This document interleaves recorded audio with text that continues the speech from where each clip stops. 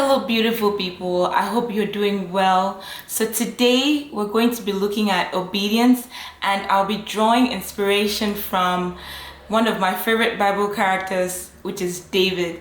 And I'll start off with a story that I learned this weekend about obedience. So it's a typical Saturday. I'm doing my laundry. On my way to go dump everything in the laundry, I had my comforter in there, and I typically don't read I don't read that paper that hangs out of whatever the item is, whatever the clothing is. I typically don't read it, and something kept telling me I should take a look at it. I should read it before putting it into the washer. And so I decided to look at it, and I typically do my laundry on hot, like all the way on hot. But this time the instructions said, maybe it always does, but I just ignored it. And it said, wash cold, wash gentle and cold. And I was like, oh my goodness. What if I didn't read the instructions? Or what if I read it, but I did not stick to it? Wow. What obedience does, right? Saves you from harm, keeps you from danger. This is the same thing we have our Bibles for. It's abbreviated. Some people have made an acronym out of it. Bible, basic instructions before leaving earth. How many of us stick to those basic instructions? How many of us stick to the manufacturer's instructions? How many of us decide to live by it day by day? Which brings me specifically to the lesson that I learned, and this is obedience. So do we know why David was referred to as a man after God's own heart? Even though Saul had the same opportunity as David, the same throne, the same chance to be a man after God's own heart as David. Well, it's because David was obedient. David sought the Lord, but Saul sought himself first. Even though Saul still went after God, but Saul went first for what pleased him and then turned to God later. Because Saul put himself first, he thought that making sacrifices would be a way to bribe God or be a way to make up for his disobedience.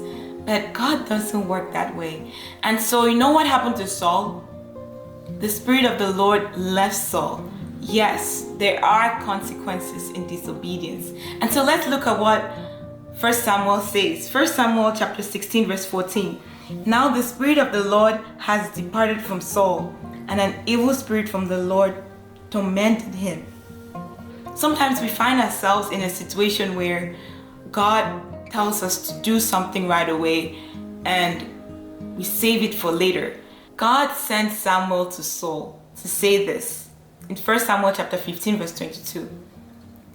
Does the Lord delight in burnt offering and sacrifices as much as in obeying the Lord?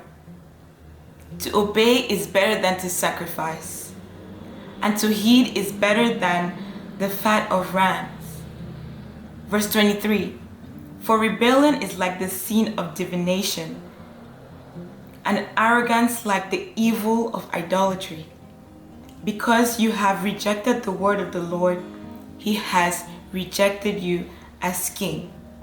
I know I'm getting too much into the weeds right here, but this is where truth comes from. And let's dive into Psalm 119 verse 33 to 35. Teach me, Lord, the way of your decrees, that I may follow it to the end.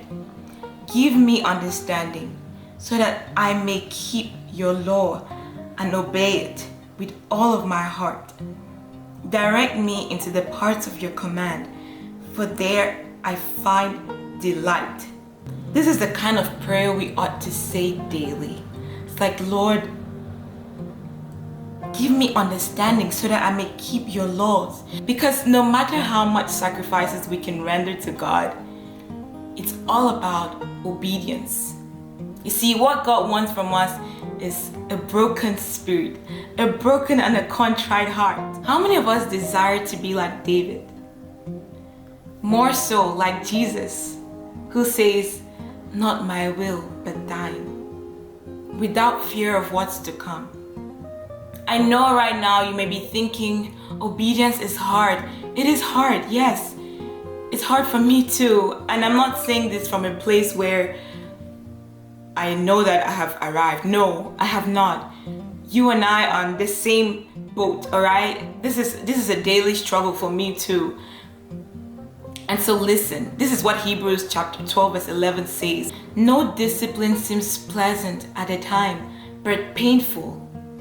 However, it produces a harvest of righteousness and peace for those who have been trained by it.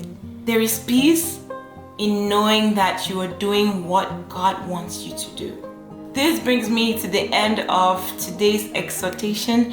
If this message blessed you, please like or leave a comment below so that we can get to share more stories and build a community. Also, subscribe if you're new here. I get to release videos every single week, and I want you to remember that you are so loved and you are never too far gone.